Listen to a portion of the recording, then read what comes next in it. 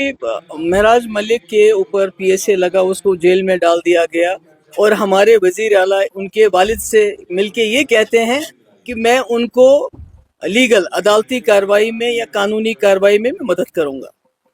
तो मेरे ख्याल में महराज साहब जो हैं वो एमएलए हैं, उनके पास इतनी सकत है कि वो लीगल एड कर ले सकते हैं उनके वालिद, क्योंकि अगर उनको लीगल एड की ज़रूरत होती तो वकील के पास जाएंगे, चीफ मिनिस्टर से तो नहीं मिलेंगे।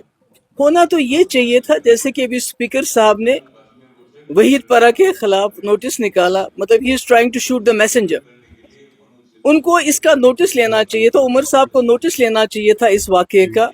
स्पीकर साहब को इसका कॉग्निजेंस लेके अर्जेंट असेंबली सेशन बुलाना चाहिए था, जहां पर इस मुद्दे पे डिस्कशन होता, जहां पर ये बात होती कि ये कैसे हो सकता है एक सिटिंग एमएलए के खिलाफ सिर्फ उसके ऊपर एलिगेशन है उसने बदकलामी की, उसके खिलाफ आपने उसको पीएसए लगाया, जेल में डाल दिया।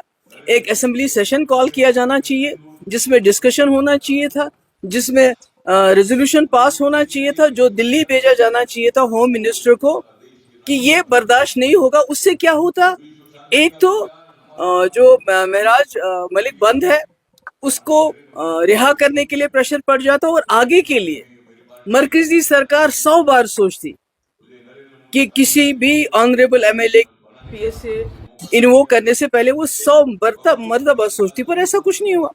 उमर साहब कहते हैं मैं लीगल, अगर उनको लीगल एड देनी है तो उन हजार जो हमारे कैदी हैं जिनके घर वालों के पास सकत ही नहीं है, जो जम्मू कश्मीर के अंदर है, जम्मू कश्मीर के बाहर है, जिनके घर वालों के पास ये सकत ही नहीं है कि वो बाहर जाके तिहाड़ जेल और राजस्थान और यूपी जाके और आगरा जेल में अपने लोगों से मिले, वो क्या केस लड़ेंगे। उमर साहब को 1 साल हो गया, तो अगर उनको किसी की मदद करनी है लीगली तो मैं समझती हूँ वो लोग मुस्तहिक हैं। जहां तक महराज मलिक साहब का, वो एक ऑनरेबल एमएलए है, उनके पास इतनी वसात है, उनके पास इतना है कि वो खुद अपनी वकालत के लिए अपना खर्चा कर सकते हैं। उनके वालिद ने ऑलरेडी उनके बिहार पे इजहार रिग्रेट भी किया, माफ़ी भी मांगी। तो मैं कहती हूँ उससे ज़्यादा उनके वालिद क्या कर सकते हैं। पर मुझे लगता है उनके वालिद उमर साहब से इसलिए नहीं मिले थे कि आप जी मुझे वकील करवा देंगे, ये तो कोई भी करा सकता है। उनकी तो ऐसी खुदा ना खास्ता ऐसी हालात नहीं कि वो वकील नहीं कर सकते। वो उमर साहब के पास ये राय एक उम्मीद लेके गए थे कि आपके पास 50 एमएलए हैं, 3 मेंबर पार्लियामेंट है, आप सेशन बुलाइए, गवर्नमेंट ऑफ इंडिया पे जोर डालिए कि ये ज्यादती जम्मू कश्मीर के लोग, उनके इलेक्टेड रिप्रेजेंटेटिव्स, उनका चीफ मिनिस्टर बर्दाश्त करने के लिए तैयार नहीं। पर उल्टा वो वहीद परा को जिसने ये मुद्दा उठाया उसी के खिलाफ नोटिस निकालते हैं।